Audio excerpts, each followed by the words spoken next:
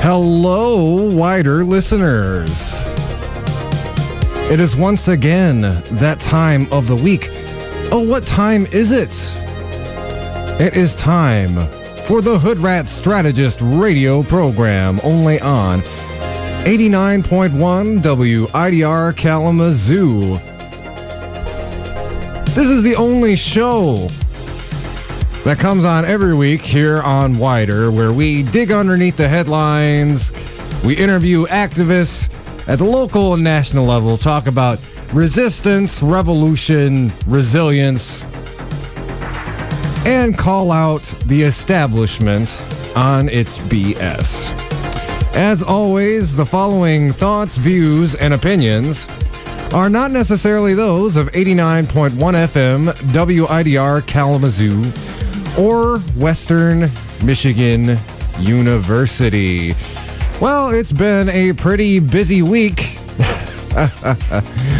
up here in America, as it were.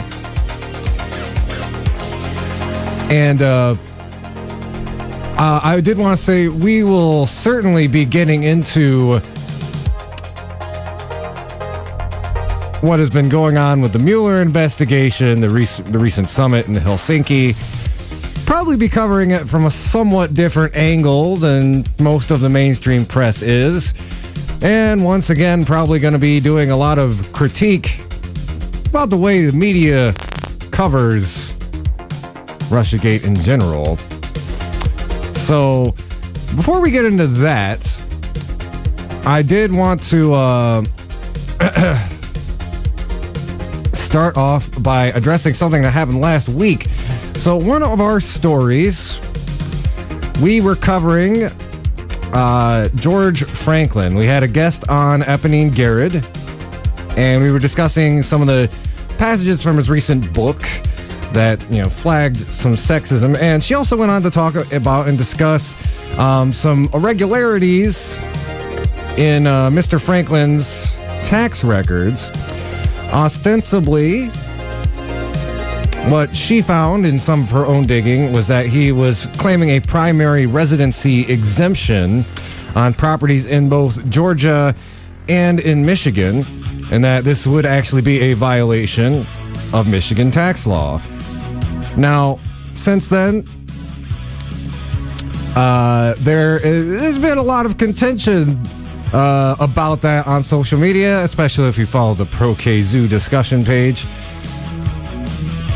So I wanted to give a little bit of an update. So, just so y'all know, on our show, we do our due diligence, and we got in contact, and I should say, particularly Eponine got in contact with the Fulton County tax assessor, and he agreed with the assertion that this is actually illegal. And that is currently where we're at with it now. As far as I know, this complaint has been forwarded on to the IRS. It'll be up to them to make a final determination. There was some contention. I believe it was Jex Judd from Pro-K-Zoo said she contacted a tax assessor from Georgia who said that it was legal. But at the same time, this is based on Michigan tax law. And what is legal in Georgia is not necessarily legal in Michigan. And I just did want to know, please feel free, if there's ever a story on your show, or on our show, and you feel that we got it wrong, and that we need to correct it, please feel free to contact the show. We are always humble enough to make a retraction if we end up reporting some incorrect or misleading information. But as far as we can tell, the story that we reported on last week was, in fact, factually accurate. And, to those out there who went so far as to accuse this show of slander, all I'm going to say, you're going to accuse us of something, you best come correct, all right? I may not be a tax attorney, but I've read a lot of books, and I am smart enough to read through some tax law. As the group once said, you are about to witness the strength of street knowledge. All right, so I'm going to go ahead and let my co-host into the studio, and we're going to be delving into some topics of significantly more import. So hold on just one moment as I let him in through the diggity door.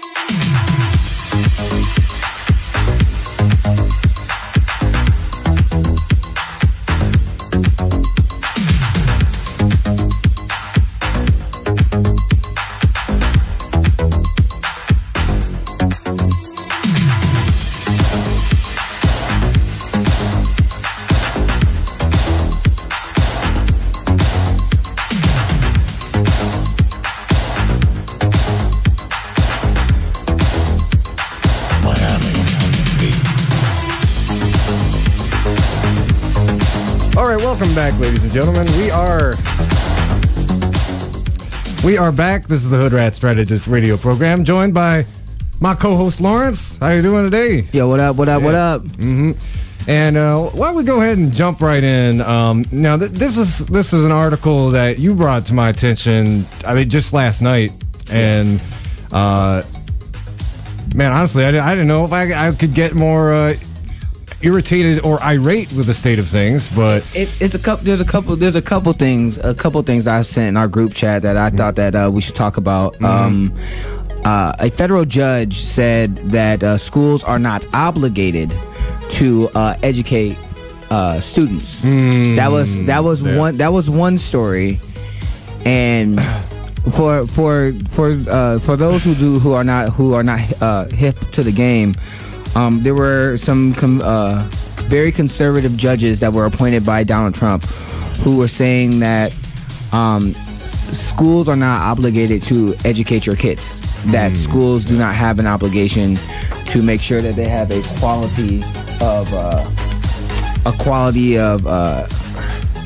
quality standard, even though we are taking mandatory tests and things of that nature. It's they ruled that basically schools are not provided to do the one job that they are supposed to do, which is educate your kids. Oh yeah, and it's particularly bad here in Michigan so this also relates to a court case that we're going to be talking about in a little more detail in just a sec out of Detroit, but. Particularly here in Michigan, most state constitutions, when they talk about public education, there's like some standards enshrined in here. Some articles or some examples from the article you shared, talks about, states like Arkansas and Delaware needs to be a general or efficient education. Colorado and Idaho talk about being thorough and uniform. Even Montana, interestingly enough, talks about equality of educational opportunity. And in Michigan, though, it's basically all about the actual wording in the Constitution is about access. So you know what? If it's a building and somebody's shouting things at children all day, I guess that technically would be a school. So it's constitutional in Michigan. I mean, Michigan has charter schools, and I'm not going to get into. My dad's been an educator for over 35 years, and he's been a principal for multiple years, and I'm not going to get into the difference between public school, private school, charter schools, or homeschooling. But the thing that makes me upset is that we're divesting from schools, even though our tax dollars are supposed to be going towards creating better schools to have so people can have a better quality of life. And the court case that we're going to talk about infuriates me, because you have one job to do.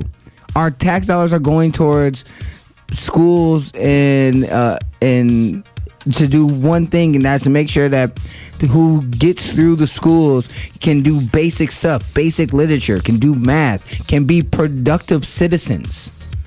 And they are failing Americans, which will doom us in the long run. Mm-hmm. And that's what I don't think people are getting. And that's the thing that makes it upsetting. Oh yeah. Outside the fact that some of the comments are talking about, well, you putting more of the blame on parents than the actual school systems or institutions, which again, I've had this conversation on Facebook, and I'm just going to reiterate it here.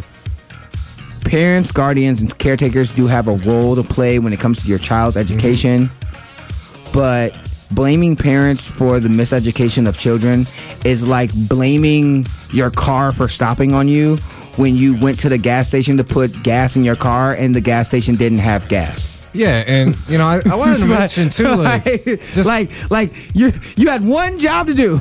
You have one job to do. I mean, just to clap back at that talking point a little bit too is like the whole thing about parental responsibility. It was like, yeah, that's true, but at the same time, especially when we're talking about like schools in this article, like Detroit schools, there should be even more of an understood burden on the school system, because fact of the matter is, in poor working class communities like Detroit, the parents are either like constantly trying to find work, or they're working 2 or 3 jobs at a time. Like Patrice Cullors, her recent book about being one of the founders of Black Lives Matter. Something that really stuck with me is like, she talks about growing up in like, a poor working class neighborhood in South Central Los Angeles.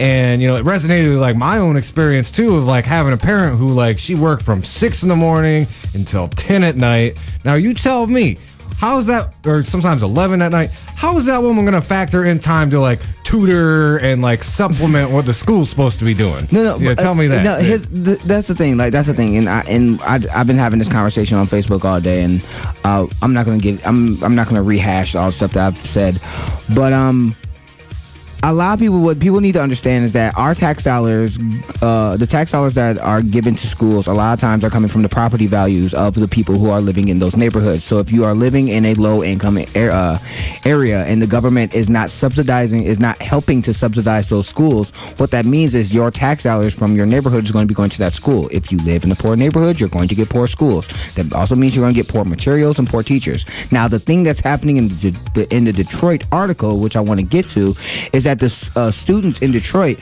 are suing the state of Michigan because the state of Michigan is allocating funds away from education and away from the schools in Detroit, and they're not putting those resources back into the schools. They're taking them away.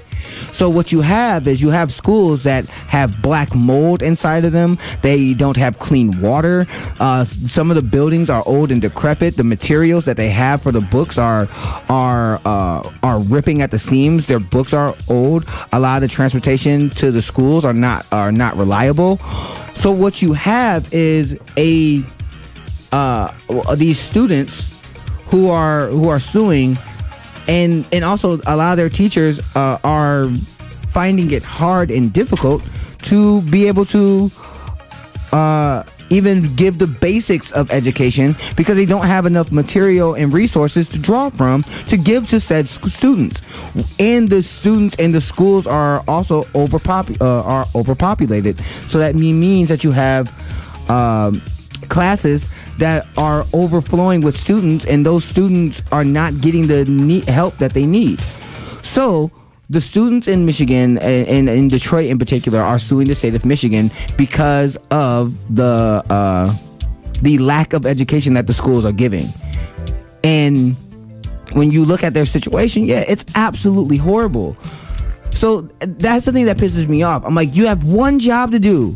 You have one job to do. Yeah. Like, you're not doing it. And that's what pissed. And I think that's the thing that just pissed me off about that article, because I asked my dad about this, because and he was like, it's the infrastructure of how the school is getting funded. Like, if a student does bad on a test and the school is getting their money taken away, if you when it comes to things like No Child Left Behind and those type of programs, to in the ideas of the school to prison pipeline, when you're treating the students like prisoners instead of trying to educate them to be productive citizens. So all those things play a factor into these kids suing our government for basically not doing their job and making sure that they can be productive citizens. Now, I'm not saying that the students don't have a responsibility to study. They do. They have a responsibility to do their homework. Parents have a responsibility to make sure that the kids are doing their homework. But when your textbooks are out of date by 15 to 20 years, your school doesn't have power half the year. You have to go to schools with candles because of the fact that your school doesn't have power. You have black mold and rodents running around. How are you expected to learn like that in America? And let me also remind everybody, our state thought it was a good idea to give Nestle company to allow them to take money to take our natural resources and not supplement America for it, supplement our state for it. They can take our resources and our fresh, clean water, but they won't put money back into the state of Michigan. No, exactly. And, you know, I mean, not to get too far in the weeds is something else here, but, like, yeah, you have, like, this big corporation like Nestle who's buying our pennies on the dollar, literally just, like, a few miles away from Flint. And at the same time, they're less than a mile away from the Detroit schools that are failing. Yeah, like, exactly. Are you kidding me? Like, they're less than like that's the thing. I'm sorry to interrupt, but that's what pisses me off. I'm like, come on, son. Yeah. And I saw, like, some people were giving some shade or some criticism at these kids for, like, oh, you're gonna sue them for not giving you a good enough education. It's like, here's the deal. You gotta understand, like, lawsuits like this. Like, and they even say this kind of in the context of why they're suing. It's Do you like want to read some of the article? All of the traditional avenues have failed, you know. Like, I mean, let's do that. Excuse me. So you know, probably, you know, one of the things I want to point out from this article that, you know, it really gets to the crux of it. So. And this is from The Atlantic, by the way, if you want to look it up. So, quote, some legal scholars I talked to said that he could have approached the subject more broadly. Murphy concluded that the plaintiffs failed to demonstrate that the state treated the given Detroit schools differently than it did others. But given that the students lack access to qualified teachers, to tolerable facilities, and to materials that support their learning, conditions that are far less common in predominantly white districts in the state, Murphy ignored the strong racialized component, some of which has been engineered by the state, that has contributed to these disparities. And said Vanderbilt Shaw, who's also assistant professor of law. He added, it has ignored the role that the state have played in creating these very specific systems, noting that more prosperous school districts don't need special assistance now because their neighborhoods were allowed by the government to develop differently. And, you know, what I really want to point out there is, like, the judge basically said, well, it's like, well, you can't prove that these conditions are because of some racial animus, or because of like white versus black, while ignoring the institutional racism that brought Detroit schools to the point that it currently is. It ignores redlining. It ignores economic disenfranchisement.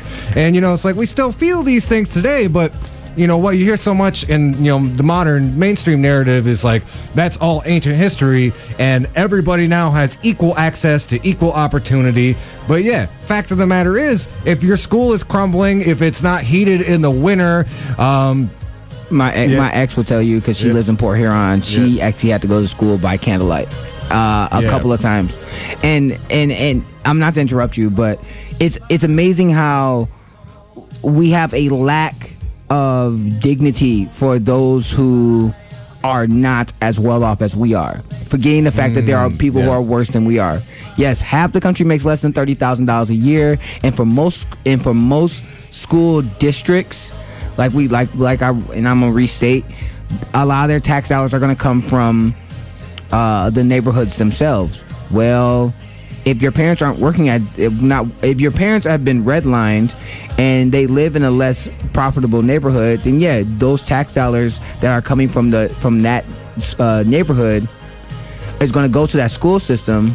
But if the state of Michigan's not allocating those funds, extra funds to that school system, then it's going to fail. You're setting it up to fail, on top of the fact that we are divesting funds from public schools and putting them more into private and charter schools. And private and charter schools have been, with the research that has been done with private and charter schools, they are not as effective, or sometimes less effective, than actual public schools. If you look at a good way to look at this when it comes to charter schools in particular, John Oliver did a whole segment about charter schools. I implore anybody to go and look up. And also, when it comes to when we talk about the racism of the you can't prove that whole narrative, it irritates me, because of the fact that we have seen what happens in school districts like in New York, like in Illinois, like in Texas, like in Mississippi, like in Kansas. It doesn't matter. It doesn't matter if the state is run by a Republican or Democrat. What does matter is how the funding's getting to the schools, and what quality of teachers, materials, and resources does that school have. And that's what will influence that student's effectiveness when it comes to their education. Outside of the fact, and yes, to add to the fact that yes, parents need to be in their children's lives. Let's also remember that not every child has a parent. Some of them are them are foster kids. Some of them just have legal guardians. Like let's not paint everybody with the same brush. You know what I'm saying? Yeah, and I think like it's probably a good time to put a fine point on the topic and move on. But I guess I just wanted to leave off by saying, like, one of the things that I think is left out of a lot of these conversations, even a lot of progressive circles, talks about like everybody should have a quality education, everybody should have access to free college. And look at some of the statistics with the Kalamazoo Promise. You've seen a small uptick in graduation rates, but really it's been a lot more helpful and utilized by people in the middle class Kalamazoo community than a lot of people in the south side and the north side, etc.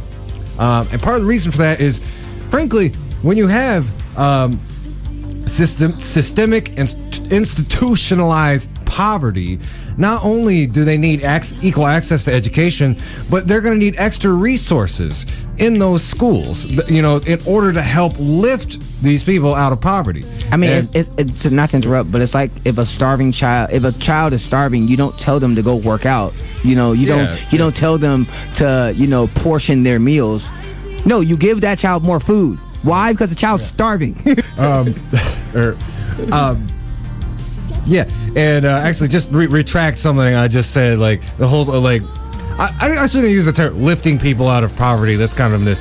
We should make it so people don't have to live in poverty in this country. But one of the key ways to do that is to make sure that we actually do have an equality of education in this country, so that somebody in like a high class, super rich neighborhood is getting just as quality an education as somebody living in urban Detroit. What I would suggest, and this is something that I looked at when I was watching the film Where to Invade Next by Michael Moore, is we should implement some of the systems that's in Finland. Have some of the more affluent kids, parents who are more high society kids, have their kids go to the same school as the poor and less financially lucrative kids. The reason why is because if you're more invested in the kid's school, no matter who's at that school, you're going to make sure that school has the resources it needs to make sure that all the kids are being taken care of. All right, well, I think with that, we're going to take a quick musical break. When we come back, we're going to have a guest on, Ava Alvarez from Cosecha, to talk about some organizing that's been going on here in Kalamazoo. Want to thank y'all for tuning in. This is the Hoodrat Strategist radio program, only on 89.1 WIDR Kalamazoo, your only source for political revolution.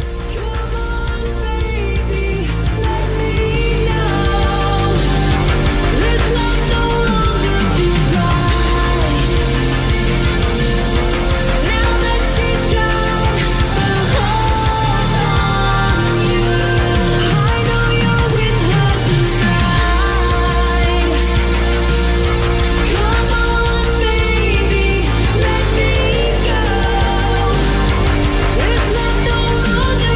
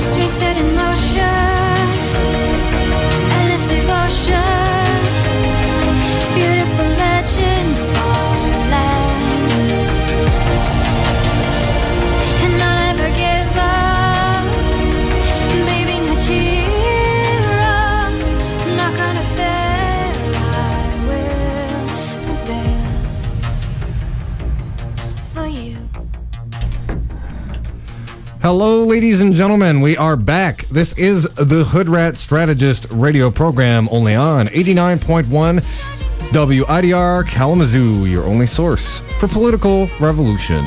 We are now joined by Ava Alvarez, who is here. We're going to be talking a little bit about what Cosecha is doing right here in Kalamazoo. We've been covering some of the stories of their organizing out in the Battle Creek and Grand Rapids area, but I want to focus specifically on some of the work they're doing right here in our own community. So, Ava, welcome to the show. Welcome. Yeah. And why don't we go ahead and start by just there's some recent kind of breaking news from the city commission meeting on Monday night. I don't personally know all the details of it, but could you explain a little bit what was this city resolution that passed at the commission, and what does it mean for the city of Kalamazoo and for this push back against immigration and customs enforcement? Well, thank you, Andy. Before I get started, I do want to share a little bit about what my group is. Movimiento Cosecha is a nonviolent movement that is fighting for the respect, the dignity, and permanent protection for all 11 million undocumented immigrants across the country. It's a national group, and we're a subgroup of that national group here in Kalamazoo. The only two groups that we have in Michigan are in Kalamazoo and Grand Rapids. So we've done a lot of organizing in Kalamazoo. It's a group that we just recently started back in September. We're a nonprofit. We are obviously funded through private donations, through local community members. But this resolution that was just passed by the city commissioners is a huge, huge deal. So since our current administration, it's been a nightmare in our immigration world. And many families have been separated. This is not an issue that is something new. This is just an issue that has been portrayed in our media a lot more than it has before. But since the separation, because of the separation of all the families on the border, we're like, okay, this is an issue that is nationally, but what can we do either statewide or locally? So the resolution that was passed in Kalamazoo from the city commissioners is a resolution that would prohibit the city from utilizing any resources from aiding in the separation of families. So that means that no resources from the city would be utilized. So because that was passed from the city, now we're trying to broaden that up and include the county of Kalamazoo. So when you talk about like city resources, I was just wondering if that would mean our actual city governments, and what does that mean between like them and the kind of interaction between them and law enforcement? I mean, that can be a wide range of different services. That can mean like any individual who works for the city, any funds that are helping fund those individuals that are working for the city.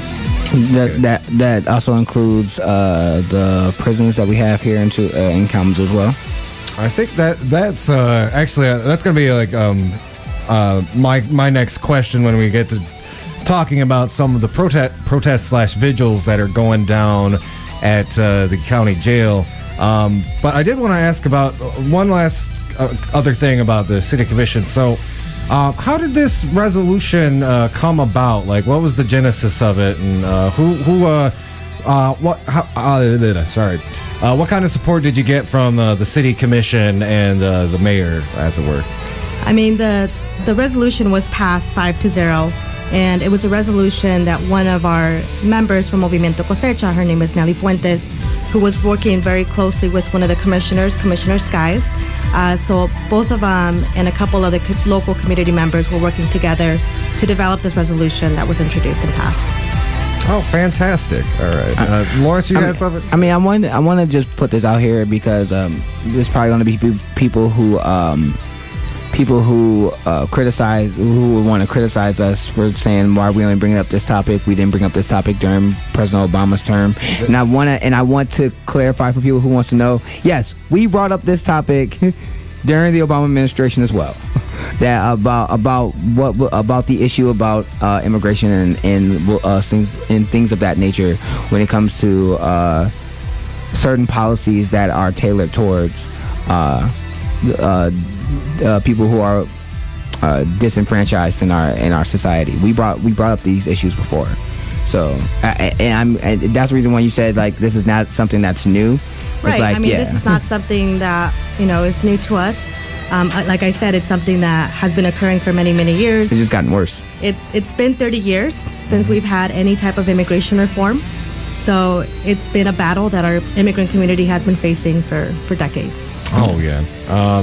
And, I know, like, as we just said, while, the last administration, they had a pretty bad track record when it came to deportations. And, let's not forget, a lot of the Stop Separating Families term was coined during the Obama administration. However, it has gotten markedly worse, and they've been really enforcing even a lot of the worst draconian policies on the books, really in overdrive right now. It's been much more brutal. And it has, and many times I hear individuals who are talking about this immigration system and indicate that this is an immigration system that is broken. And I tell them, no, this is not a system that is broken. This is a system that was designed to keep individuals like myself, brown, people who live in poverty, to continue to marginalize us and to stop us from prospering and to continue to receive either an education or from prospering in this country. So this immigration system is not broken. This is an immigration system that was designed to do exactly what it's doing now. And let's not forget that a lot of the places that they're holding these families are private prisons that are being paid to hold them to hold them there. This is the same type of strategy that they were using when it comes to the war on drugs. A lot of brown and black people have been locked up in prison systems and being forced to do labor in those prison systems to make profit for the private prisons that publicly we are financing through our tax dollars. So there was actually a really good article I think it was the most recent issue of In These Times, where they talked to some people who had been at these work camps, and ostensibly, it's that same kind of prison labor model that they've been using against the black community for decades. A lot of it really is. The only difference is that no, there really isn't a difference, except that they can deport. They'll deport these families instead of just keeping them there indefinitely. Oh, there is an interesting legal difference. Okay, I'm sorry, we're getting into the weeds. Yeah, we're getting into the weeds. So I mean, I want to hear about the protest that's been going on. Yeah. So Movimiento Cosecha Kalamazoo is having weekly vigils every single Wednesday from 8:30 p.m. to 9:30 p.m. in front of the sheriff's office in Kalamazoo. The purpose of this is to push and notify the sheriff that he has a lot of power in the city. He has the power to stop ICE holds. He does not have to comply. There is no law that requires him to comply with these ICE holds. What these ICE holds do is if an individual is picked up if they're pulled over from law enforcement notices that they don't have a valid driver's license in Michigan, which most of them don't, because in the state of Michigan, they cannot obtain a driver's license if they don't have any legal status. So if the officer realizes, okay, this individual does not have a valid driver's license here in Michigan, I'm going to take them to jail for driving without a valid driver's license. Once they arrive to the jail, they fingerprint them and take their photographs. Once they do that, sometimes on the system, it will indicate, okay, this individual is here in the country without legal status. So the officer has the option to either let him go, pay a fine for driving without a valid driver's license, or, which is what's occurring now, is that they're putting a hold on them. They have a 48-hour hold for ICE to come pick them up. Sheriff Fuller is not required by law to go through that process. So a lot of individuals are held at the jail until Immigration and Customs Enforcement, ICE, picks them up and takes them to a detention center near us, which here in Kalamazoo, our nearest detention center is Calhoun County. So something I was curious about, so with both Calhoun and Kent County, which are like the two closest facilities, I know the county governments there's actually a profit motive involved. Like they get money from ICE in order to kind of lease out this space to hold ICE detainees. Are you aware, at least, is there any kind of financial relationship like that here in Kalamazoo with ICE holds, or is it simply kind of, I believe what Fuller has been quoted saying it's more about just cooperating with other law enforcement agencies? For the specifics of either Calhoun County or Kent County, whether they're for-profit and if they make any profit for detaining these individuals or holding them, I'm not aware of, but there are facilities nearby that do profit for housing these individuals in the detention centers. So, for example, we do have a detention center in Youngstown, Ohio. It's an all-male private facility that does profit from having these individuals in the detention centers. So sometimes purposely they will hold them a lot longer. I think from some of the research that I've done, some of these individuals, they're profiting about $200 a day per individual, which is an insane amount. Yeah. It's an amount that, I mean, it's outrageous. It's a lot of money per individual.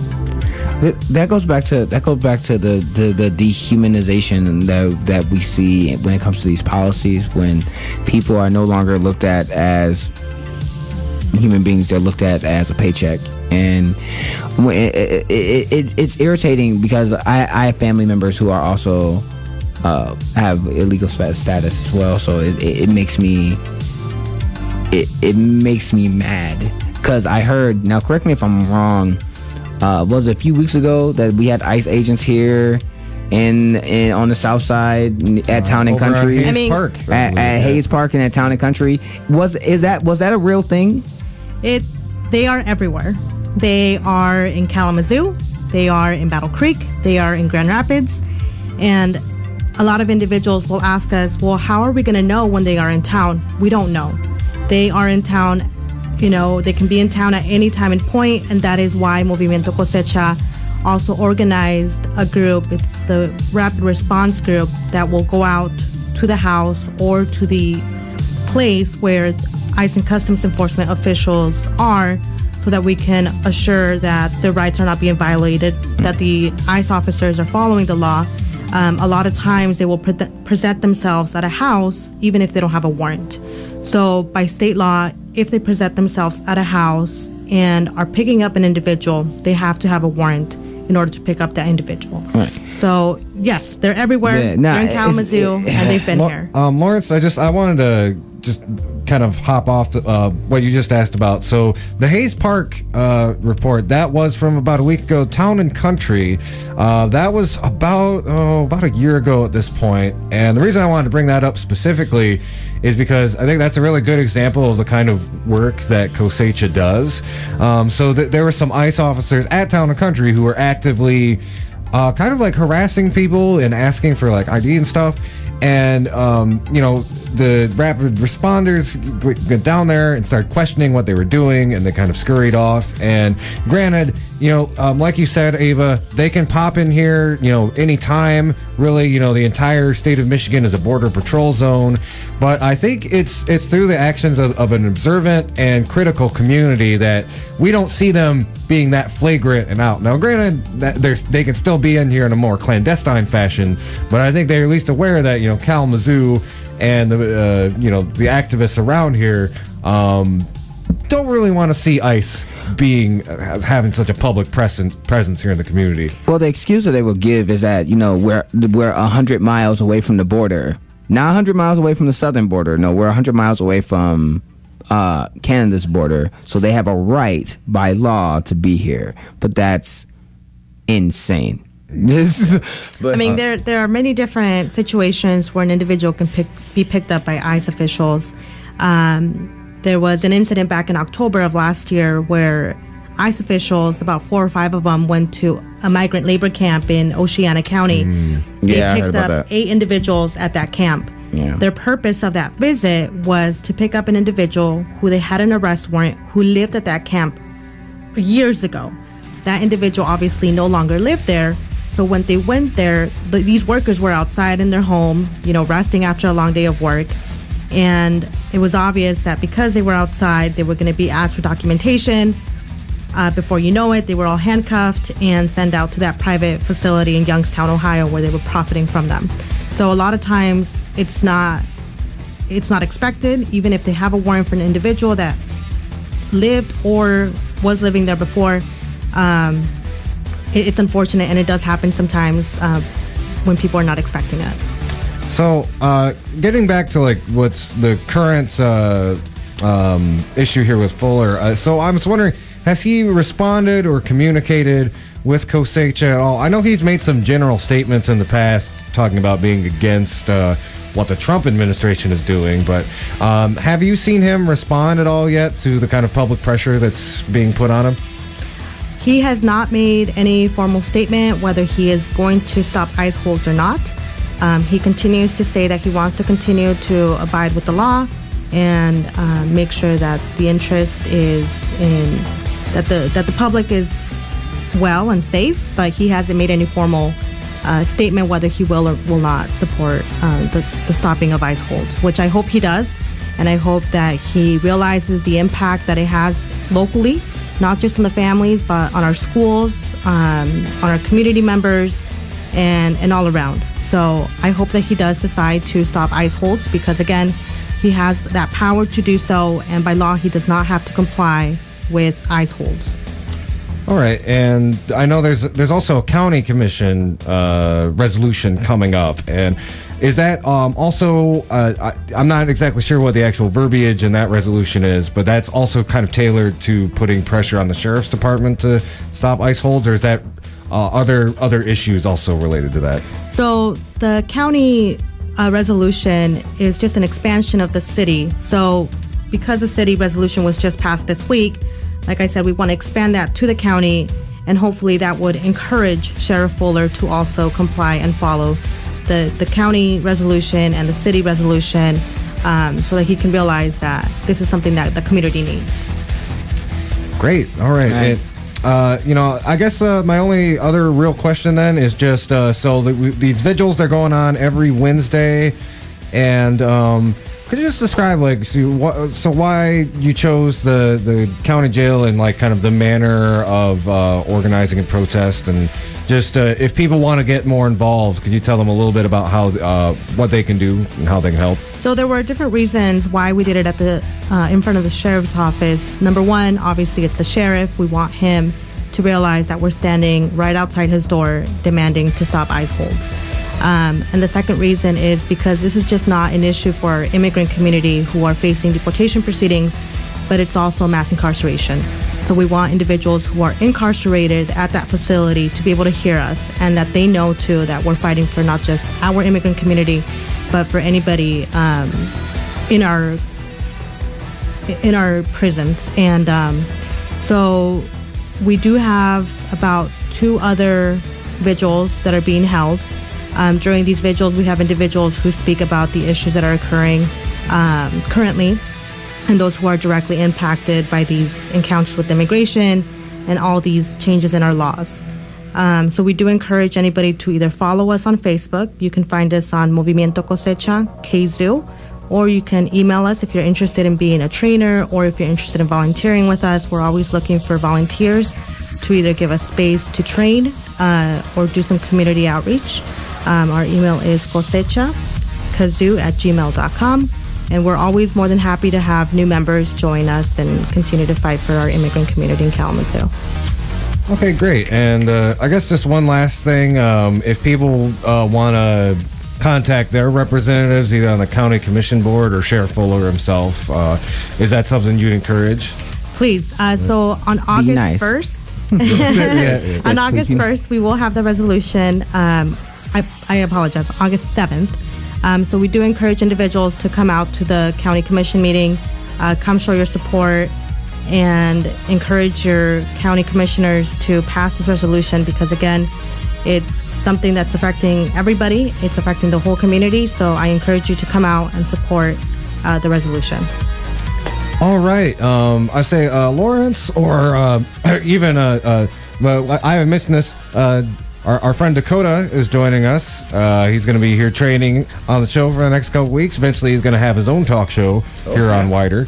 But just before we, wrap this up, I was just, y'all got any other questions for Ava before we move on? No. All my stuff is off. I can talk about organizing and stuff like that off air. Yeah. With that, yeah. All right. Okay, well, But thank you for coming to the show, man. We need more people like you. Thank you, in the Andy, for community. the opportunity to speak. go ahead. Dakota has a question. Dakota, yeah. Yeah, I'll hop in real quick. So this is Dakota, and I just want to say, as someone who is involved in the community, I didn't know we were going to have this discussion today, so I'm excited we're having it. And I just want to say, movement. Pardon my pronunciation, but Cosecha does great work in the community. I see him out all the time at community events. If you want to talk about organizations getting things done, Cosecha is absolutely one of them. So if you're fired up, if you're angry about the things going on, you could definitely check them out, and they're a great organization. Yeah, Thank you. That's right. They're on point. Yeah. All right. Well, I think let's go ahead and take a little break. When we come back, it's like, you know what? There's striking workers. Amazon. There's Bernie Sanders Town Hall that happened on Monday. Yeah, If you did not see it, my God, you missed some really good information. Oh yeah, we're gonna talk about that. Maybe a little bit of talk about a little bit of the Russia stuff. Yes. But first, let's go ahead and take a break. Y'all listen to the Hoodrat Strategist radio program only on 89.1 WIDR Kalamazoo, your only source for political revolution.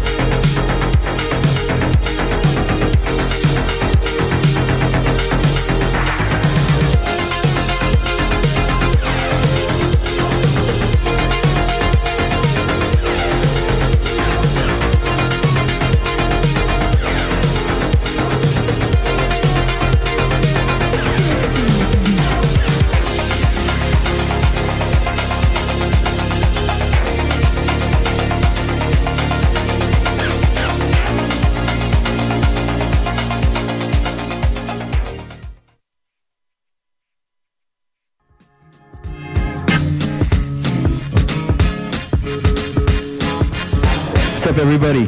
It's RJD2, and you're listening to 89.1 WIDR FM, Kalamazoo, Michigan.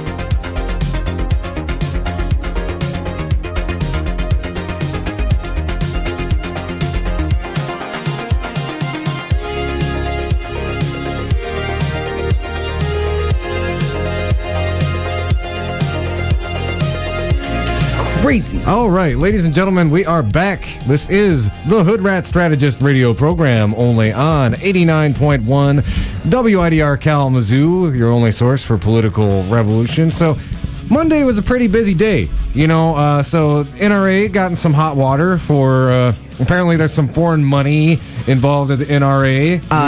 There was a woman that was a Russian spy who was not only donating to the NRA, but taking pictures with Wayne LaPierre. Now, and was here's my thing. How could an organization being run by such an upstanding citizen like Oliver North possibly get involved in some foreign influence? The indictments, all of that business. How we have Russian agents, basically trying to get into the voter rolls and stuff. That was crazy. Bernie Sanders town hall, which was giving real life accounts from the workers of these major let's dig into that first. I actually haven't had a chance to watch it, but you were talking about it during the break, so please, bruh.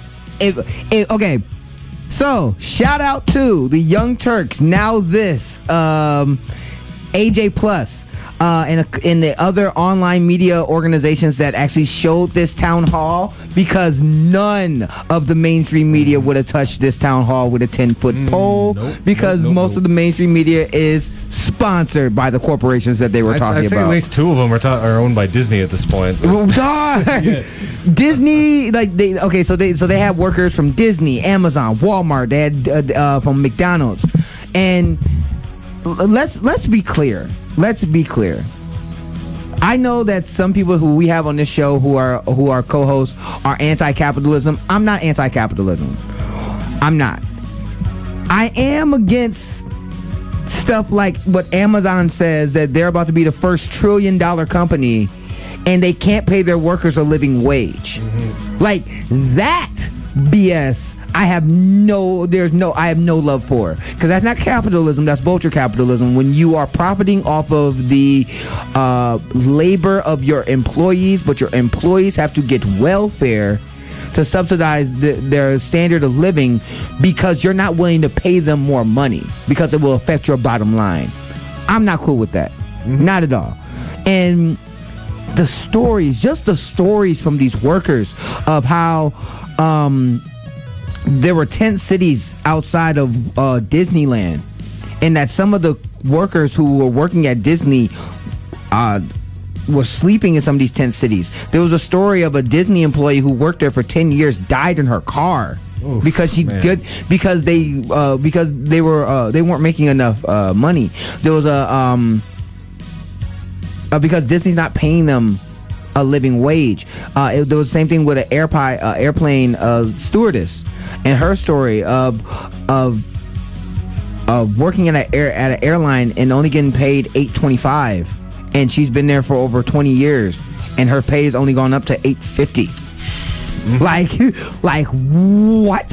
And, these are common stories too. I mean, walk down the street and talk to any neighbor you got, and this is America. This is America. Yeah.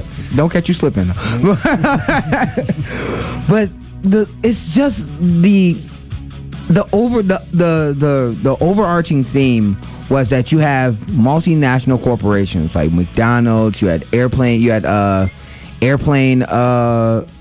companies. I forgot the airline that they were talking about, which the coworker one of the workers worked for. You had McDonald's, Walmart, Amazon, and the things that's going on with Amazon. How there's been stories of Amazon having emergency. What's those things? They have ambulances outside of the company when workers faint because they don't have air conditioning in the places where they work. So they want you to work 10-hour shifts, constantly moving. If you pass out, they will take you to an ambulance instead of making the work environment comfortable for the workers. Yeah. Like, what kind of insanity is that? I mean, the conditions described in Amazon warehouses, it's like a sequel to Upton Sinclair's The Jungle. It's just less meat, more, 2-day shipping, I guess. Right. But it's interesting to mention, outside of Town Hall, a big story that really hasn't been talked about a lot in the mainstream media in the last few days. There's been a huge global boycott/strike of Amazon going on right now, particularly in a lot of the Amazon warehouses in Europe and in Mexico. There have been some major strike activity going on, and particularly I think in Mexico there's I'm trying to find the story, but there was some reports that protesters were being beaten and basically harassed by the police. I think there's this. This is from Democracy Now!, but it basically just kind of describes the fact that there is a strike going on. But there we go. Yeah, this is basically what was really cool about this. It coincided with this funny little promotion that Amazon was trying to do called Prime Day, which is, what is it? They offer the Prime package to customers for free. So they, in response, they had Amazon workers in Germany, Poland, Spain, Mexico. All of them went on strike. There have been boycotts, an international boycott, basically telling people not to order from Amazon from July 10th to the 16th. And from what we've heard, it actually, Amazon's stock price dipped. They showed an actual decline in revenue. I know there was a lot of there were some criticisms that the strike should have been more international in scope, and they weren't getting enough people to boycott. But it did put a dent into this potentially $1 trillion business. Well, I mean, let's fun facts for everybody. Jeff Bezos has enough money that he could eradicate poverty on this planet. And just for the average listener that's listening to this, Jeff Bezos makes in 2 minutes what his average employee will make in a year. 2 minutes. In 2 minutes. It's been reported that he makes in 2 minutes what his average employee at Amazon will make in a year. And you're telling me that the CEO of this company cannot give his employee a living wage. That makes absolutely no sense. Well, it's not that he can't, right? So someone asked, it was pretty funny, I saw a video, someone asked him, basically just spoke to what you said. Look, you could eradicate poverty with the amount of money you have. Yeah. And his answer was, I think, the only way to spend this much capital is to put it into space travel. Yeah, space travel. I heard that. I actually, yeah. Right? Also, the town hall that I was talking about, if you wanna see, it's called Bernie Sanders. It's called CEOs versus Workers. It was on Senator Sanders' page. It was on the Young Turks page, The Guardian, Now This, AJ Plus. Yeah, and let's remember, folks, the reason why you will not see this type of coverage of what the average American goes through on mainstream media is who buys ads on mainstream media. Amazon, Google, Walmart, McDonald's. You're not going to see this on those platforms. Well, that's right. And I encourage you to go see it.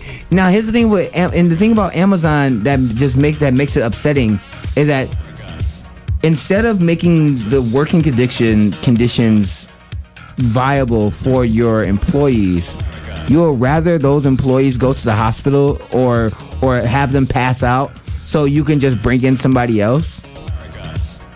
That's absolutely barbaric. If you said that about any other industry or any other thing, or you put that in any other context, that sounds insane. No, that's right. Yeah. Like, yeah, it's And that I would say that that just aligns. We're talking about Amazon right now, but Amazon's not the only bad guy out there. There's tons of these corporations. I mean, median wages have stagnated. Worker productivity has continued to rise. We're looking at you're speaking to. Oh, you talk about Disney in Orange, because Disney's in Orange County, and Orange County had a homeless population, but also at the same time, Disney workers.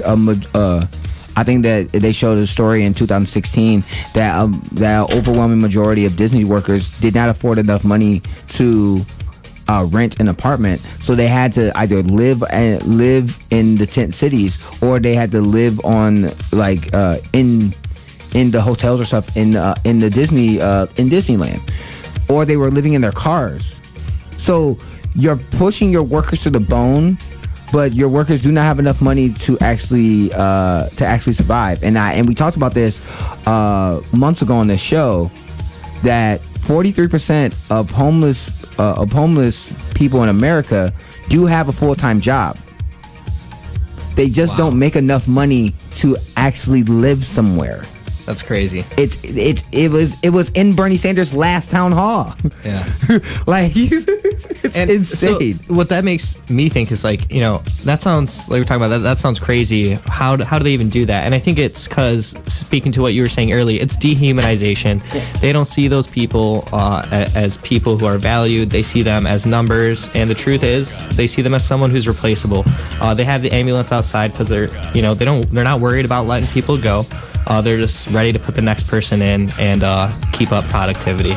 The other thing is also the another company that was also talked about was McDonald's, and McDonald's always likes to make the complaint that if we raise prices, that we have to go to automation because we won't be able to pay for our employees. Let me remind you that New York, Seattle, and California all raised the minimum wage for things like McDonald's, and they did not run out of business. It did not bankrupt the company. It did not destroy the company. Those places are thriving because of them giving their employees a higher minimum wage. And isn't it? I mean, just think of just how morally decrepit that talking point is on itself. It's like, if you ask for higher wages, we'll just replace you with robots. I mean, the implicit threat there is accept our scraps or you will starve. That's it, man. Oh man.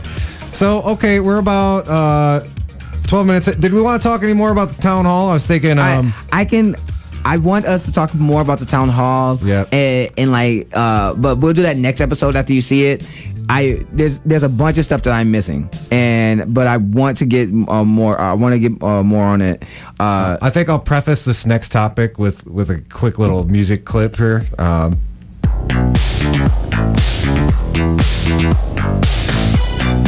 I don't know the song. Oh, it's coming. It's coming. You'll hear it. All right. Give it a second. Yep. Face your fears, face Russia. Okay. All right. So, in all seriousness, let's spend a few minutes talking about this. And I'm glad we spent most of the time talking about economic and immigration issues, because if you tune in to MSNBC or CNN or Fox, it's the exact opposite of that. But, I mean, a lot of it is the outright hypocrisy when it comes to how America is deals with Russia. They've been talking a lot about the indictments. Paul Manafort, since you have the internet, hello from jail. And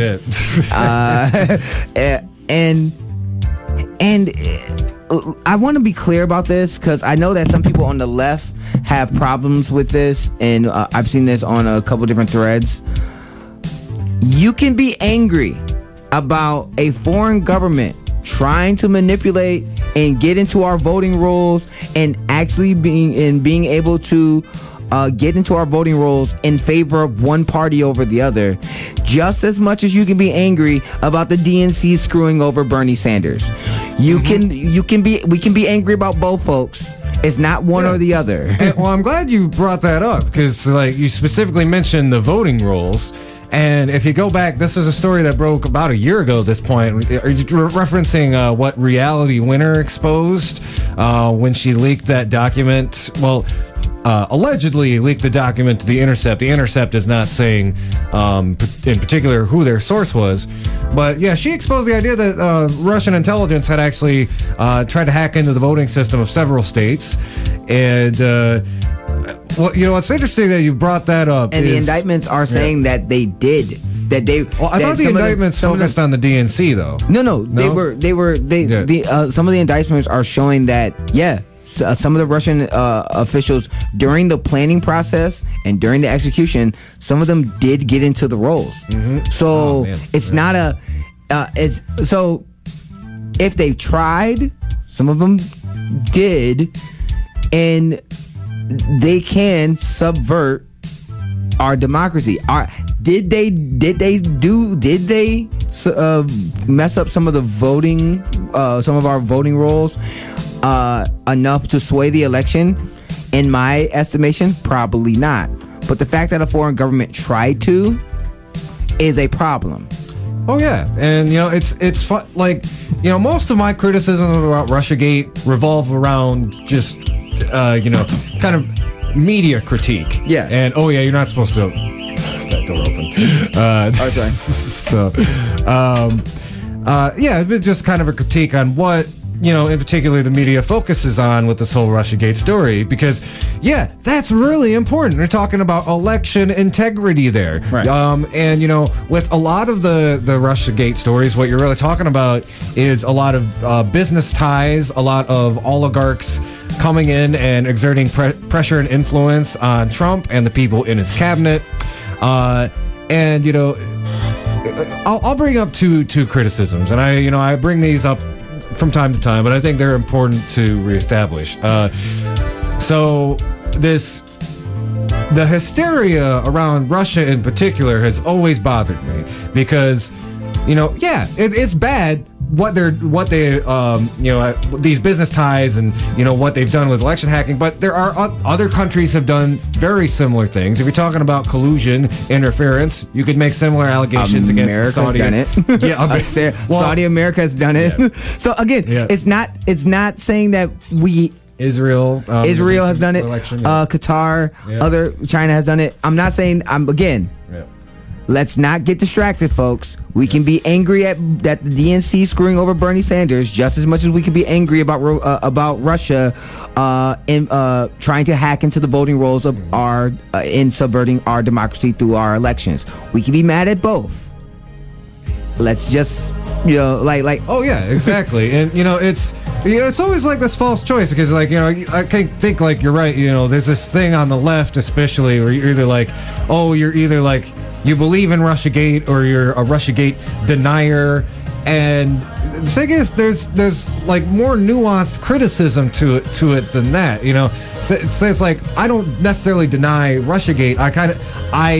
I am very critical of the way it's been constructed and overblown in our media sphere, and I would say a lot of it is a distraction because, you know, Russia, it was our former big bad, and it sells a lot of airtime. You know, CNN and we had a commentator on CNN saying that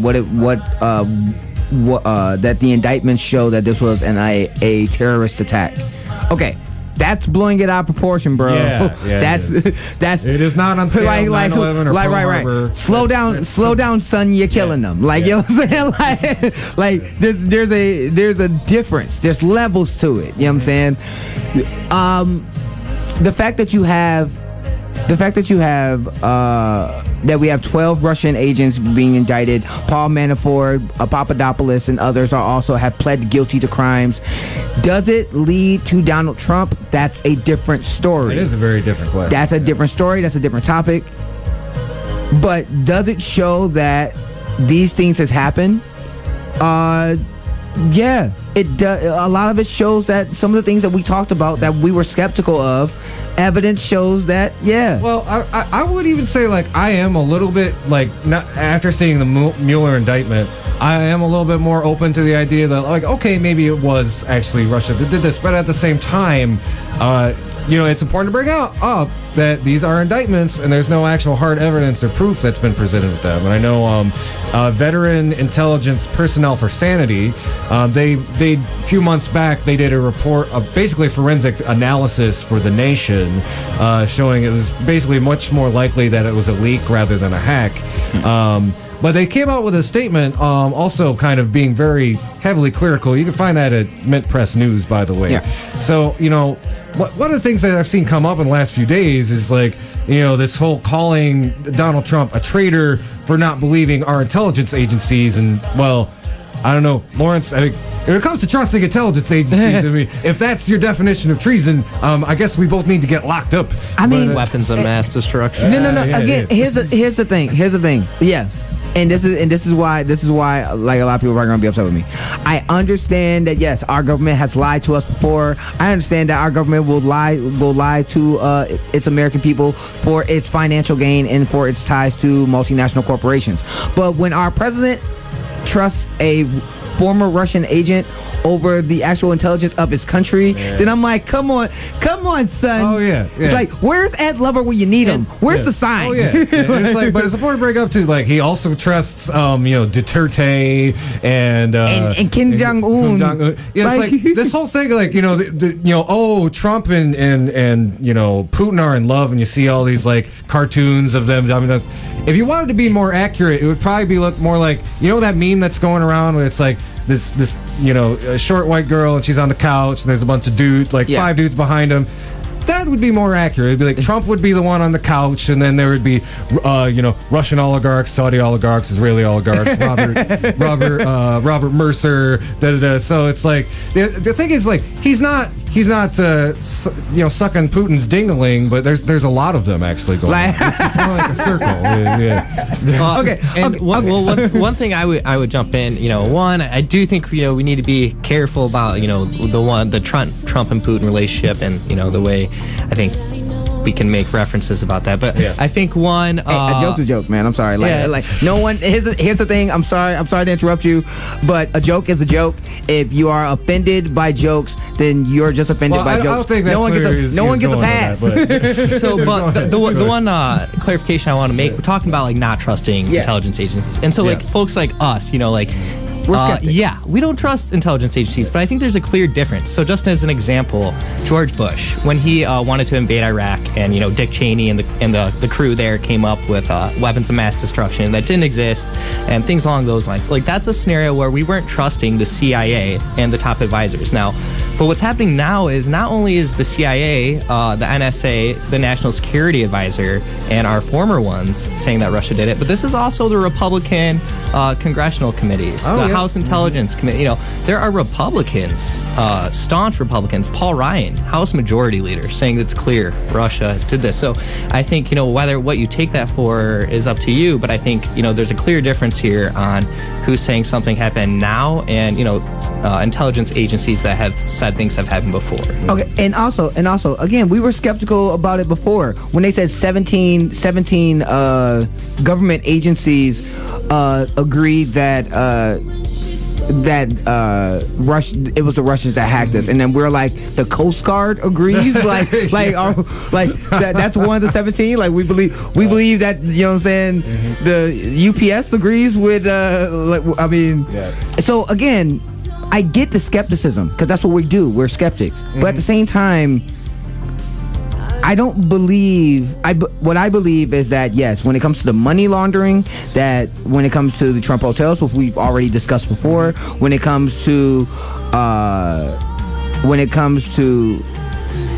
that type of those type of indictments, same thing that Papadopoulos and Manafort already has pled guilty to. That's right. And what's the one dude that used to run Breitbart? He's talking about Steve Bannon. Yeah. Steve Bannon, before he left the White House, he said they're going to get Trump because when they get to the money, they're going to get Trump. When it comes to that, yes, it has all the merit in the world. If you're saying that memes that Russian memes and clickbait farms influenced the election, then no, you're wrong. Like that's where you need to slow down, son. Where DJ Khaled needs to come out of nowhere and say, congratulations, you played yourself. Like it's. And Dakota, I wanted to touch on a point. You made a really good point about what it means to not trust intelligence agencies, and for example, we've cited FBI statistics on the show, related to crime and demographics and such. And somebody asked me, it's like, oh well, you'll trust those, but you won't trust this indictment stuff. It's like, well, here's the difference. If it is presented with proof and evidence, then yeah, you accept that because the proof is right there. And even then, I'm not even saying with this Mueller indictment that these are made out of whole cloth or anything, but I'm just saying you need to be skeptical when it is not presented with proof or evidence, because we have examples from not that long ago where intelligence agencies have fabricated stuff out of whole cloth for a specific purpose. And also talking a little bit about kind of understanding, I always be a little irritated at right-wingers for co-opting the term deep state. I can't really use it in conversation anymore. That a certain idea coming up, but the idea that there's people that have a certain kind of financial interest in making us more adversarial with Russia is true, but that does not mean that Russia did not do the things that they're being accused of doing. Keep in mind, most of the big nations spy and hack and do these kinds of things to each other all the time. So it's just that they got caught. Yeah, they got caught. We have this dirty secret in the world that we don't mind you doing crimes, just don't get caught. Yeah, they got caught. And the other thing that I find it hilarious is that a lot of Fox News and a lot of right wingers turned on Trump this week. Did. They really did not like that. Especially after that powwow that he had with Putin. God, I have not seen more Republicans get angry at Trump than for the past few days. I was like, wow, jeez. Mm-hmm. No, it's amazing when Fox News turns on Trump. I'm just sitting here ugh. Did you guys see the interview that Putin did with the Fox News host? Yeah. And one of the things that was super interesting that kind of goes with what we've been talking about, he asked him straight to his face, he's like, why do these political opponents of Vladimir Putin end up dead? And he named a handful, the UK, previous year, and basically... And Trump and Putin gave that non-answer, straight non-answer. Okay, well, his answer was kind of what we've been saying, and he's like, well, what about MLK? What about JFK? Those things happen in America. People get assessed. What about police, mistreating people of color? Those are things that happen in America. And so he basically took the question and just threw it on the United States. No. What he does? You still did bad stuff. No. What he did was what you see in a lot of arguments on Facebook. It's whataboutism. Whataboutism. It's whataboutism. Exactly. And so yeah. Well, it's like you getting into an argument with your girl about your girl cheating, and your girl says, well, what about you using my money to pay for this thing that I didn't want? What did that have to do with you cheating? Yeah. Like that's the thing that what makes me angry about a lot of our mainstream media is that they wouldn't have did that. They would have let Putin pass without asking those questions, without asking about why does a lot of people who are anti-Putin get killed or maimed?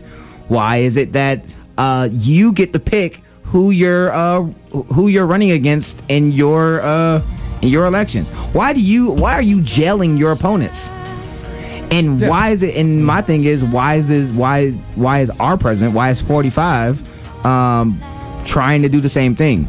That's the thing that's scary. Yeah, it sure is. Yeah. Excuse me. Yeah, I think that is the scariest part of this, the admiration for those authoritarian type dictators, and it's about 6:30, and I just want to put this one last thing out here. Mm-hmm. we're not advocating for violence. We're not advocating for someone. We're not advocating for World War III. We're not advocating for us to be tense or to have tension with Russia. Yeah. We want peace. But you have to follow the evidence. And the evidence is not looking good.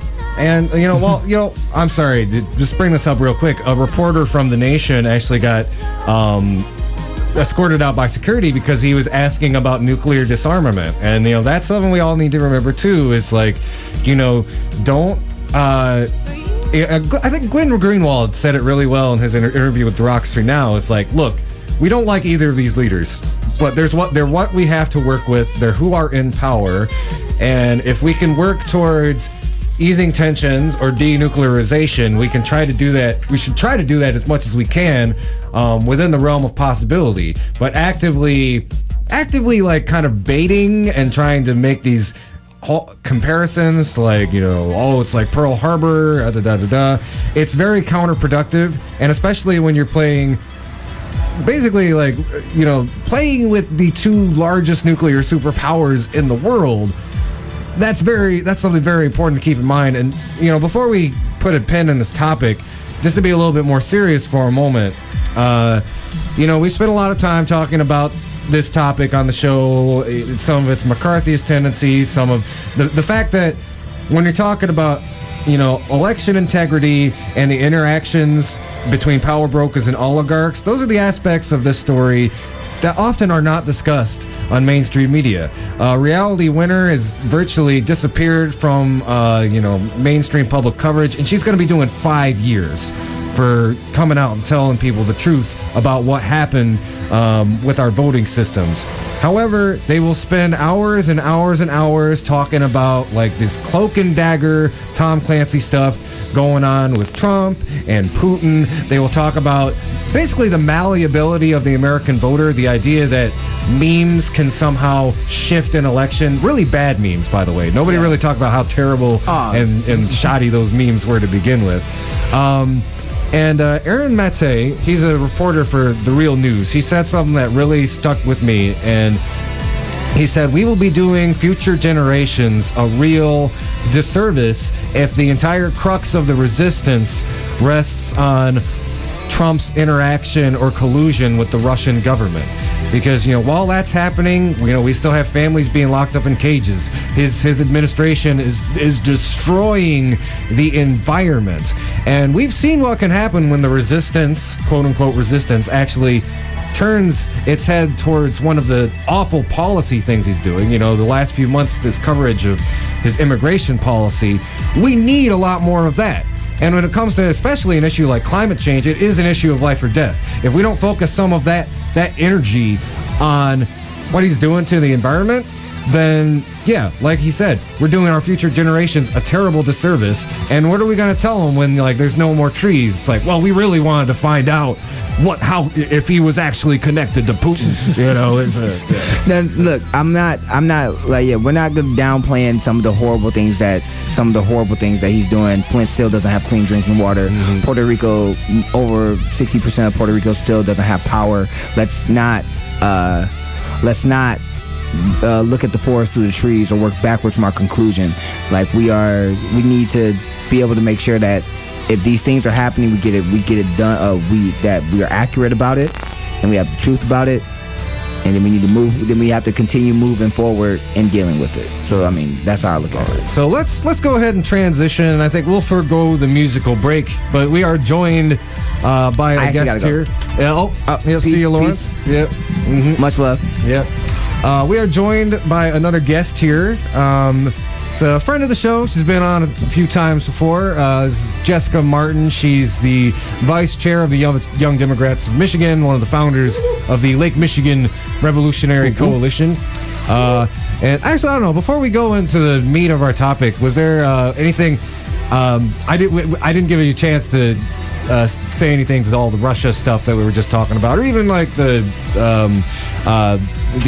town hall that we were talking about when you first came in. So, I don't know. Any thoughts on that before we kind of get into the meat and potatoes of the discussion? You guys pretty much said how I felt. You always do.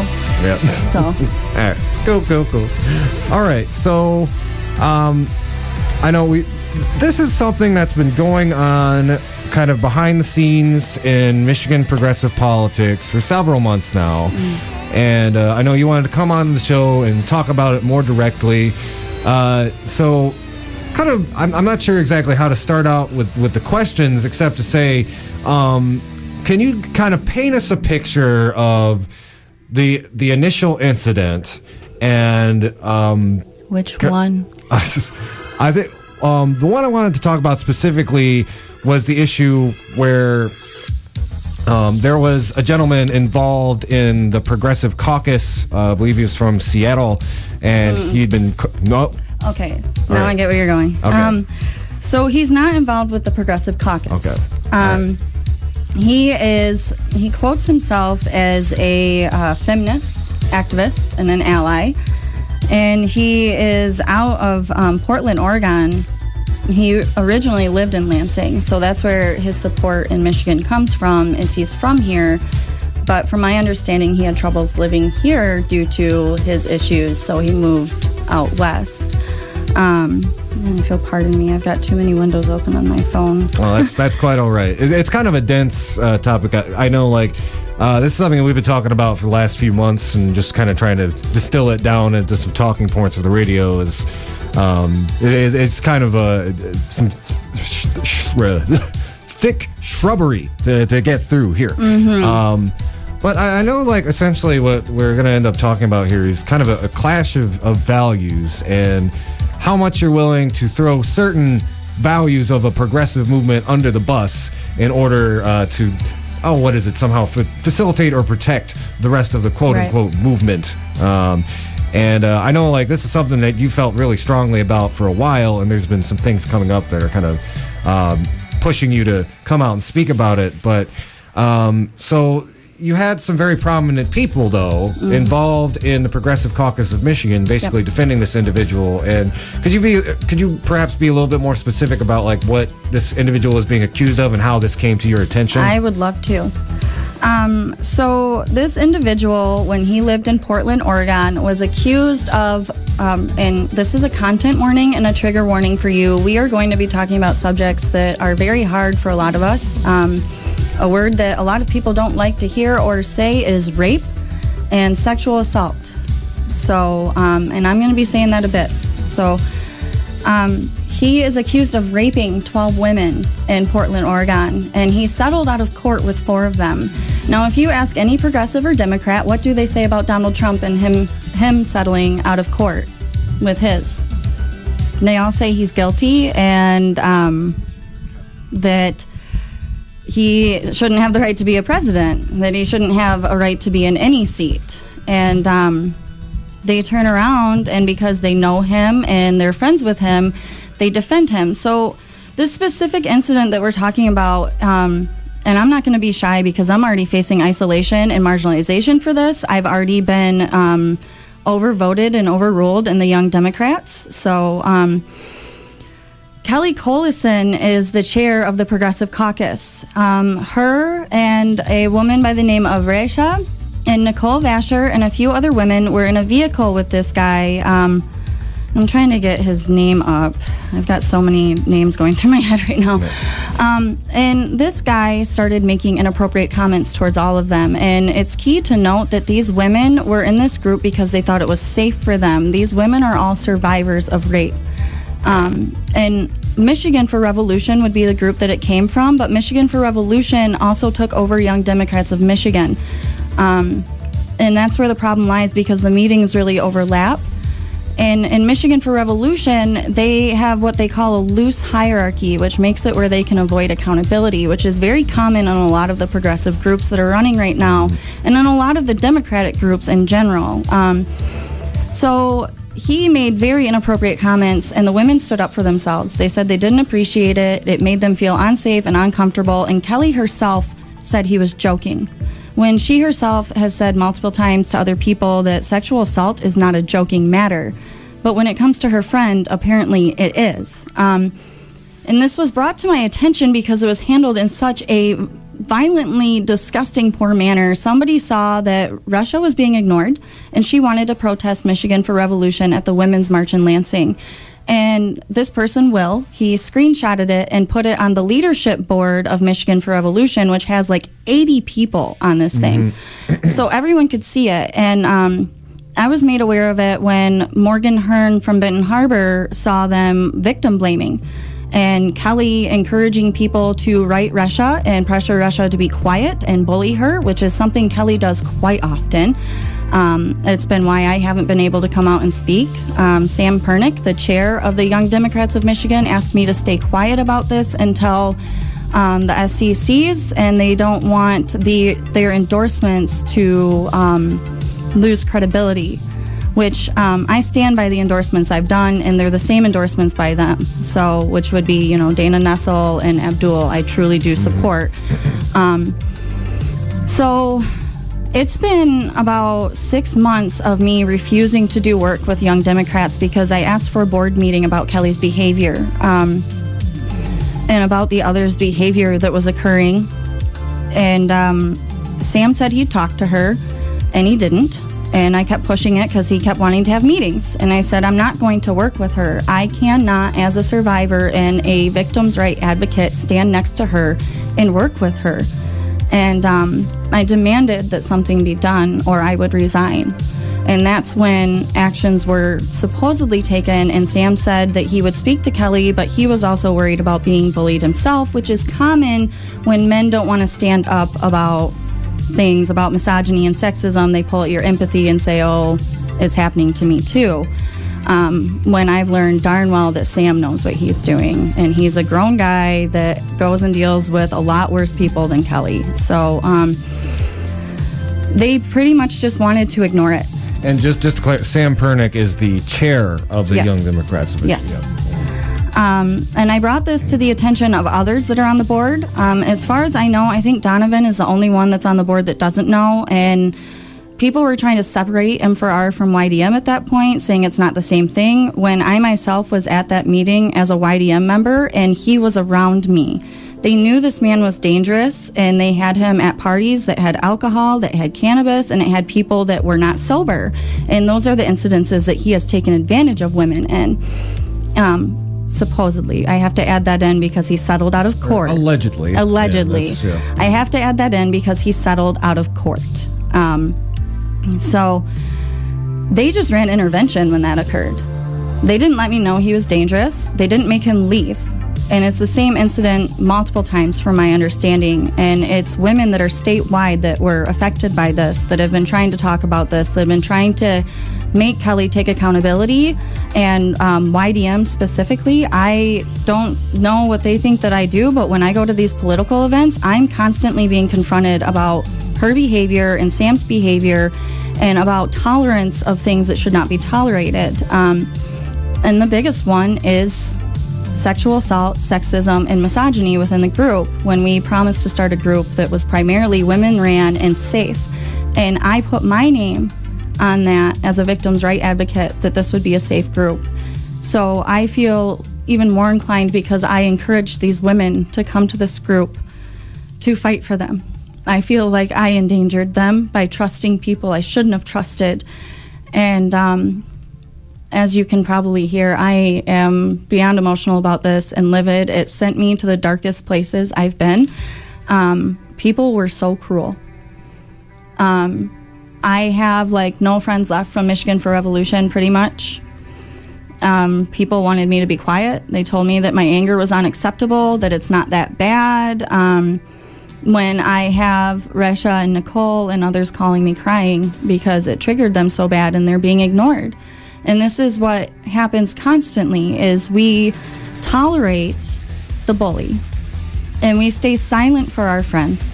We stay silent for the benefit of the movement, is what I was told.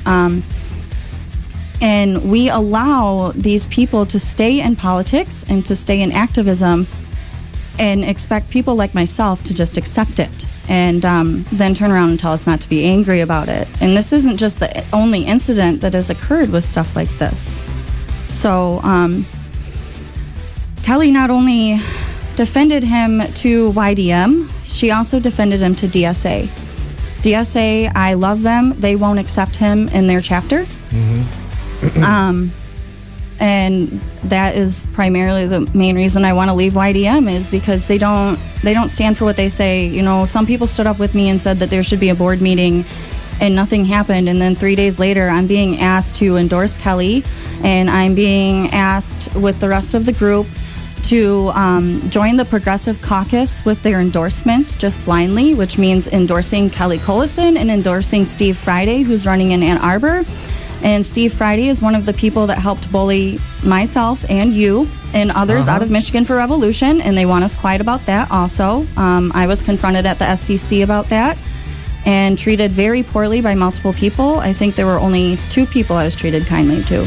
Yeah, would you mind if I talked a little bit about that? I know for those who don't know, Michigan for Revolution was actually something me and Jessica worked on a lot together. Particularly, we helped start it. Yeah, we had a chapter here in Kalamazoo called Kalamazoo for Revolution, and you know what Jessica is referencing here, you know, and particularly this kind of irony that Jessica was one of the ostensible leaders statewide of this organization. You were going all over the state. Yes. Constantly. They used me. Yes. And what would happen, particularly like our main method of communication were these weekly conference calls, and a handful of individuals, chiefly Steve Friday, Ayman Kafagar, and a handful of others would kind of dominate these conversations, and you know, you hear the term mansplain. So it became the situation where on the ground it was the women who were doing most of the organizing and the work, but the face of the organization were these very outspoken and what's the word for when men won't shut up? I can't. Arrogant? They're misogynists. That's the word for it. Is they're misogynists. They talk down to women, and they ended our movements. We were supposed to have a Dine with the 99 here, which is a huge grassroots thing that we did in Detroit that you and I invested a lot of time and energy into and helped get people from the west side over there. And Steve and Iman didn't like our plans for it. It was Morgan and I that were planning it, and because Benton Harbor needs attention, and they didn't like how we were doing it. They said that the venue wasn't right, that it was, quote, too nice, that they thought the people of Benton Harbor would feel out of place there. So you can take that for your own. And then the other issue that they had was the owner, rightfully so, wanted it to be a bipartisan deal, not just progressive candidates. So at first it's because, you know, Fred Upton runs that town. And, and I refused, and the woman understood, and I said, well, what if we compromise to a Green Party member? And we started to think about reaching out to a libertarian. Yeah, we were even talking about like some right-wing, well, not right-wing, but like, and they were fine with that. So we came back to Michigan for Revolution with that. Like, we needed their permission because we did. And it wasn't good enough, and they literally squashed it because we wouldn't let Iman and Steve change every idea that we had and try to redo it 2 weeks before the event. And then we also tried organizing a protest down there, and Iman and Steve again got involved, even though they never come here for any of our marches. They don't help with anything. They feel the right to dictate and tell us what to do. And they told us that we should do a silent march in Benton Harbor and just walk with signs quietly around a park and not make a big deal about things. And my response to that was, are you kidding me? You know, Benton Harbor is suffering really bad and really needs our help, and going in there quietly is an insult to them. And that whole group promised that this would be a women's-led movement, and they make it look that way by having people like me get dressed all nice and go speak to you and give you these inspiring speeches, and they use my story and our group's resources, and then leave us kind of screwed over here.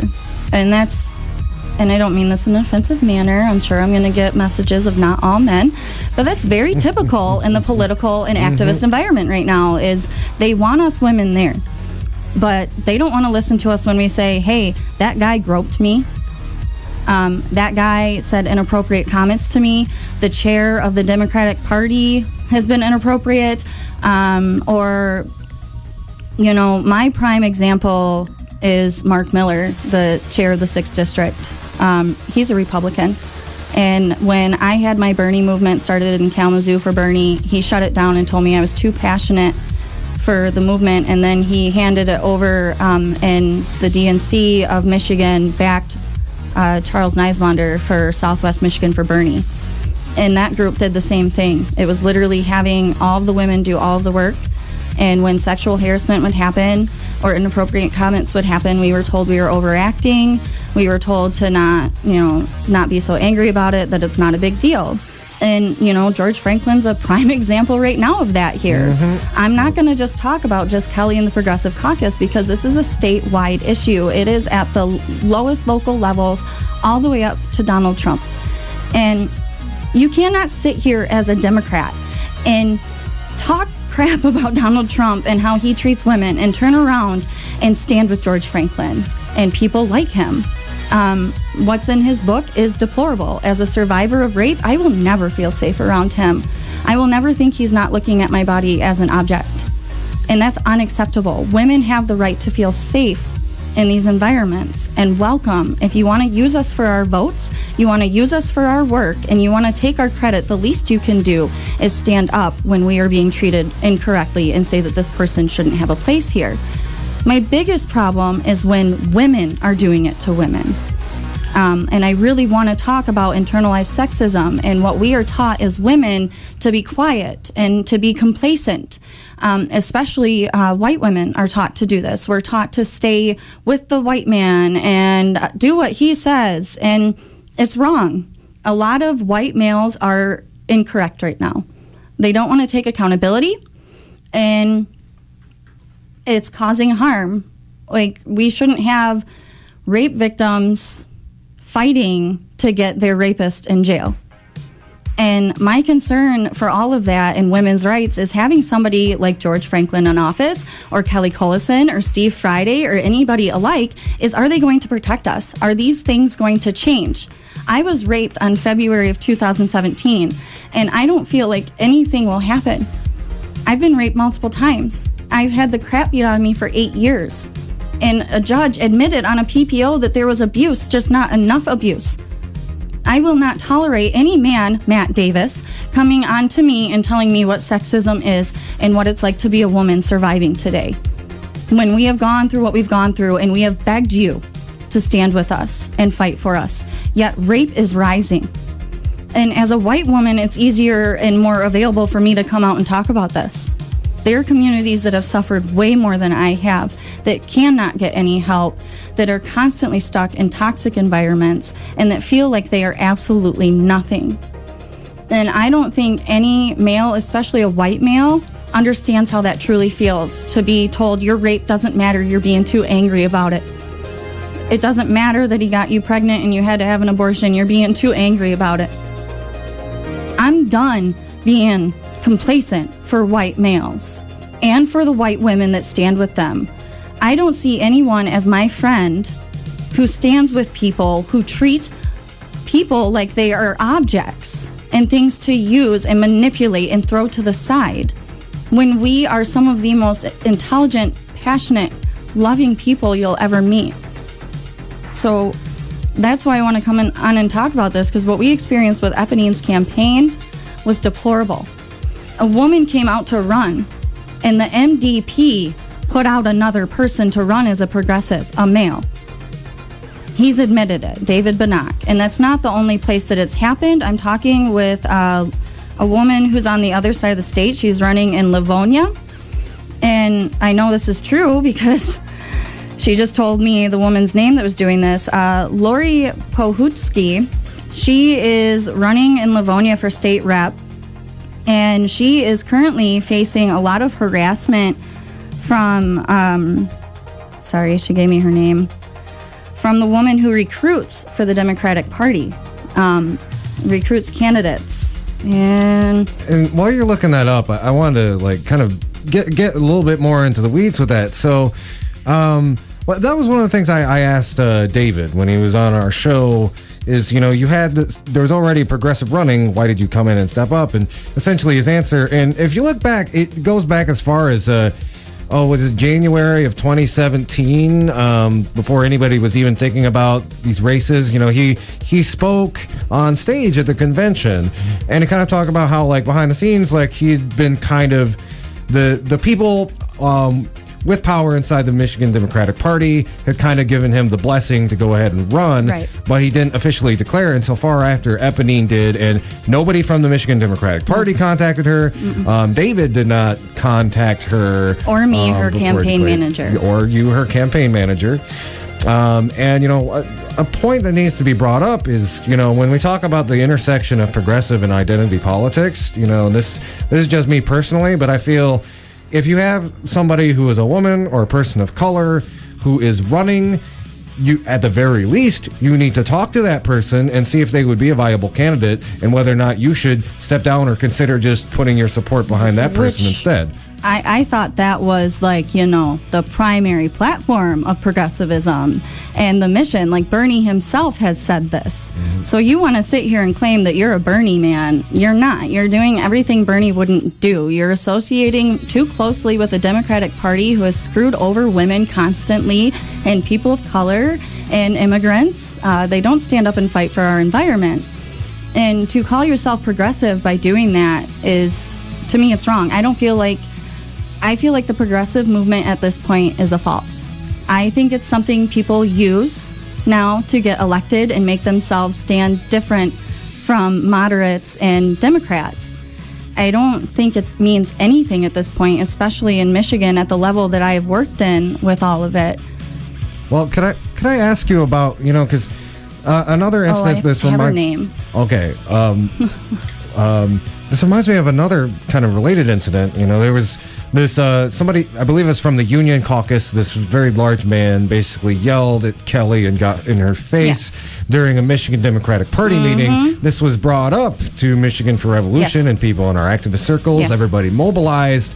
However, when something similar happens to a quote-unquote progressive sexist individual who's been accused of rape, the response is not similar. So is it...